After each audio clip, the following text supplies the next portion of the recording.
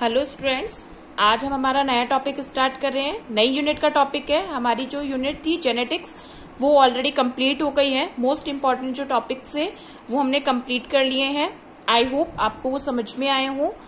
जो आज हम हमारी टॉपिक स्टार्ट कर रहे हैं वो है हमारा माइटोकॉन्ड्रिया।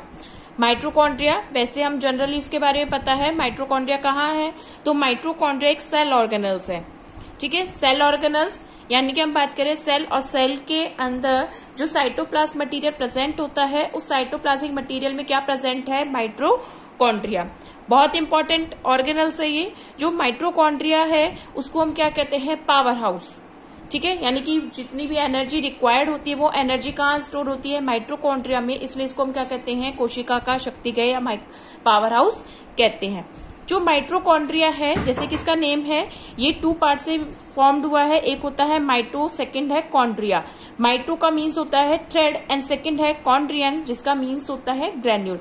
या तो हम इसको क्या कह सकते हैं? ये एक ग्रेन्यूल या थ्रेड लाइक स्ट्रक्चर होती है। जो माइटोकॉन्ड्रिया है, फर्स्टली जो डिस्कवर किया था वो डिस्कवर किया किसने? कॉलिकर ने। कॉलिकर ने जो इंसेक्ट होते हैं उसकी फ्लाइट मसल सेल्स या जिसमें हम कहें कीटों की जो पेशी कोशिकाएं होती हैं उसमें इस स्ट्रक्चर को या थ्रेड लाइक स्ट्रक्चर को देखा और उन्होंने इसको क्या नाम दिया? सार्कोसोम नाम दिया। यानी कि फर्स्टली अगर हम इसकी डिस्कवरी की बात करें तो इसको डिस्कवर किसने किया है? कॉलिकर ने इसको डिस्कवर किया। इसके अलावा अलग अलग साइंटिस्ट ने ये जो स्ट्रक्चर देखी थी उसको नाम भी अलग अलग दिया। जैसे फ्लेमिंग की अगर हम बात करें, फ्लेमिंग ने इसे क्या कहा? फीलिया कहा। जो अल्टमैन है उसने इसको क्या कहा? बायोप्लास्ट नाम दिया। माइटोकॉन्ड्रिया जो नाम दिया है इसे, वो माइटोकॉन्ड्रिया नाम किसने दिया है? बेंडा ने। तो हम अब बहुत सारे साइंटिस्ट हो गए, तो इसमें हम एक रिवीजन देखें। कॉलिकर ने फर्स्टली एक थ्रेड लाइक स्ट्रक्चर को जो सर्च किया था उसको किसमें किया है? इंसेक्ट की फ्लाइट सेल या जिसको हम कहते हैं मसल सेल्स में एक स्ट्रक्चर देखी थी। उस स्ट्रक्चर को इन्होंने क्या बोला? सार्कोसोम कहा। इसको सार्कोसोम नेम क्यों दिया वो भी हम आगे डिस्कस करेंगे। माइटोकॉन्ड्रिया जो नाम दिया है वो नाम किसने दिया है? बेंडा ने। अल्टमैन ने इसको क्या कहा है? बायोप्लास्ट। और फ्लेमिंग ने इसको नाम क्या दिया है? फीलिया। तो यानी कि अलग अलग साइंटिस्ट ने इसको अलग अलग टाइम पे क्या नाम दिया है? अलग अलग नाम इसको दिया है। मोस्ट प्रोबेबली कॉमनली नेम हम इसको किससे जानते हैं? माइटोकॉन्ड्रिया के नेम से जानते हैं। जो माइटोकॉन्ड्रिया है वो जनरली वेरिएबल कंडीशन में प्रेजेंट होता है, यानी कि एक सिंगल माइटोकॉन्ड्रिया से लेकर many number of mitochondria present हम कहें। अब हम कहें मिनिमम नंबर, तो मिनिमम नंबर क्या होता है? एक 1 माइटोकॉन्ड्रिया। तो 1 माइटोकॉन्ड्रिया का प्रेजेंट होता है, जैसे क्लोरेला, क्लेमाइडोमोनास, इसमें माइटोकॉन्ड्रिया कितना प्रेजेंट होता है? सिंगल नंबर ऑफ माइटोकॉन्ड्रिया इसमें प्रेजेंट होता है। अब हम कहें मैक्सिमम नंबर, तो मैक्सिमम नंबर में अगर हम बात करें फ्लाइट मसल्स में कितना होता है? 5 लाख के अप्रोक्सीमेटली माइटोकॉन्ड्रिया प्रेजेंट होता है। इसी तरीके से अगर हम बात करें सेकेंड जाइंट अमीबा या जिसको केओस अमीबा, केओस भी कहते हैं, the second name of this animal, तो उसमें भी कितनी प्रेजेंट होता है? 5 lakh amoeba present, 5 lakh mitochondria present होते हैं। तो या इसके मिनिमम या मैक्सिमम नंबर प्रेजेंट होने का एक रीजन ये है कि जो सेल जितनी फंक्शनिंग करती है, यानी कि जितनी उसकी फंक्शन कैपेसिटी इंक्रीजेस होती है, उनमें माइटोकॉन्ड्रिया उतना ज्यादा ही प्रेजेंट होगा। क्लोरेला में फंक्शनिंग कम है तो माइटोकॉन्ड्रिया कितना प्रेजेंट है?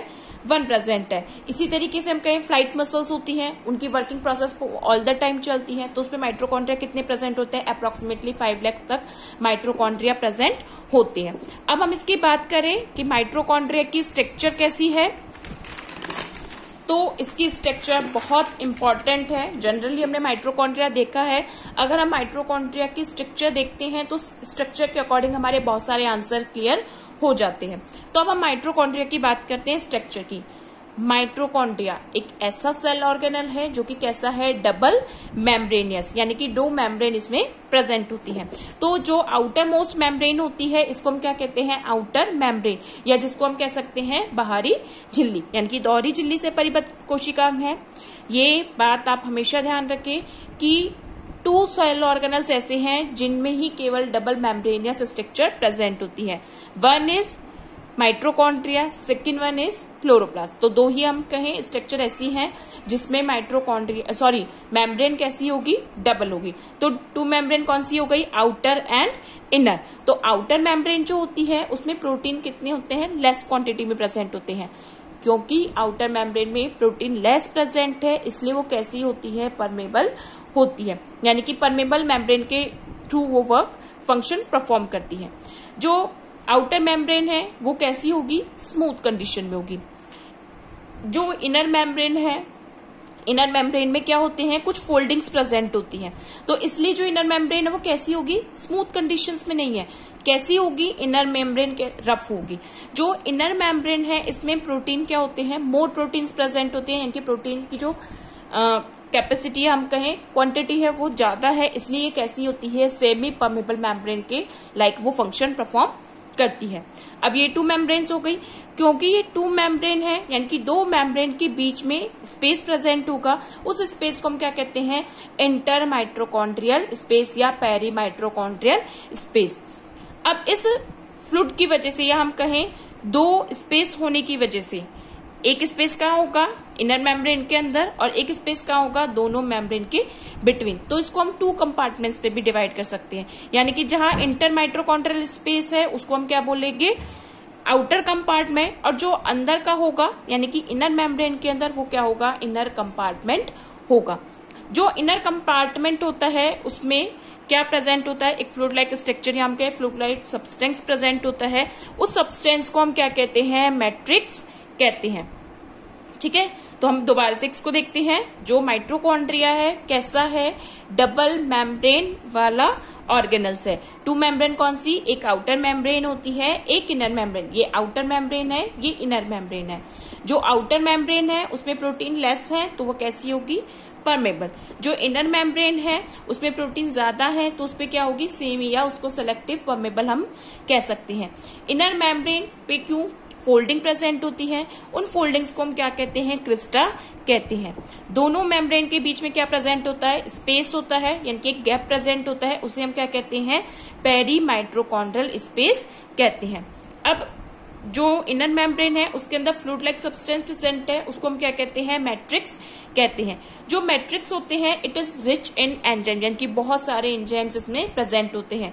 उनका फंक्शन क्या है कि वो सेलुलर रेस्पिरेशन के टाइम वो वर्क करते हैं। जब सेलुलर रेस्पिरेशन होगा उस टाइम वो क्या कहेंगे, एंजाइम्स यूज आते हैं। बहुत सारे साइकिल चलते हैं इसमें।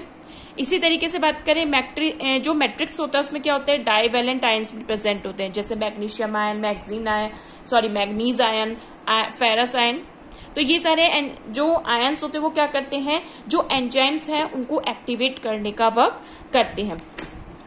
अगर हम बात करें नेक्स्ट, तो जो माइट्रोकॉन्ड्रिया है उसमें क्या प्रेजेंट होता है, सर्कुलर डीएनए एंड राइबोसोम भी प्रेजेंट होता है। यानी कि मैट्रिक्स में एक क्या प्रेजेंट होता है, circular DNA. Because of circular DNA and ribosome the mitochondria is semi autonomous organelles. ये बहुत इंपॉर्टेंट है कि माइट्रोकॉन्ड्रिया को हम क्या कहते हैं, एक सेमी ऑटोनोमस ऑर्गेनल्स कहते हैं। क्यों कहते हैं, क्योंकि इसमें क्या प्रेजेंट होता है, सेल्फ अपना खुद का डीएनए प्रेजेंट है, एसेंकिन क्या प्रेजेंट होता है, राइबोसोम प्रेजेंट होता है। जो डीएनए है वो डीएनए क्या, यहाँ पर जो डीएनए प्रेजेंट होता है, यानी कि माइट्रोकॉन्ड्रिया में जो डीएनए होता है वहां पर उसके न्यूक्लियोटाइड्स में C+G, यानी कि जैसे हम कहें डीएनए में नाइट्रोजनी क्षारक या बेस पेयर प्रेजेंट होते हैं, कौन सा, C+G, यानी कि जो C होता है वो किससे, साइटोसिन ग्वानिन से 3 हाइड्रोजन बॉन्डिंग बनाता है, एडेनिन थायमिन से 2 डबल बॉन्डिंग यानी कि 2 हाइड्रोजन बॉन्ड बनाता है। तो यहाँ पर जो बॉन्डिंग है, यहाँ हम कहें अमाउंट की अगर हम बात करें तो C+G जो नाइट्रोजन बेस पेयर होते हैं वो कितने, यानी कि ज्यादा प्रेजेंट होते हैं then the adenine and thymine bonding के। क्योंकि ये ज्यादा प्रेजेंट होते हैं इस वजह से यहाँ पर डीएनए को डीनेचुरेट करने के लिए, यानी कि उसकी बॉन्डिंग को या हम कहें उसकी कॉइलिंग को खोलने के लिए, उसको अनवाइंडिंग करने के लिए ज्यादा एनर्जी रिक्वायर्ड होती है। अगर हम बात करें राइबोसोम कैसा है, यहाँ पर 70S type of ribosome present होता है। और जैसे हमको पता है 70S राइबोसोम्स किस में प्रेजेंट होता है, प्रोकैरियोटिक सेल्स में। तो इस टाइप का राइबोसोम प्रेजेंट होने की वजह से माइट्रोकॉन्ड्रिया को हम क्या कहते हैं, सेल विद इन सेल, यानी कि एक ऐसा ऑर्गेनेल्स है जो सेल के अंदर एक सेल के थ्रू प्रेजेंट होता है।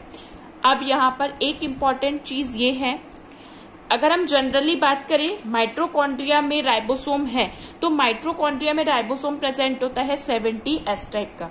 लेकिन अगर हम बात करें मैमेलियन एनिमल्स में, तो मैमेलियन में जो माइटोकॉन्ड्रिया प्रेजेंट होता है वो कैसा होता है, 15S राइबोसोम प्रेजेंट होता है, जिसकी अगर हम सब यूनिट्स की बात करें 38S एंड 28S सब यूनिट होती है। यानी कि नॉर्मली माइटोकॉन्ड्रिया में 70S राइबोसोम प्रेजेंट होता है, लेकिन मैमेलियन एनिमल्स में जो माइटोकॉन्ड्रिया होता है वो राइबोसोम्स कैसा होता है, 50S राइबोसोम प्रेजेंट होता है।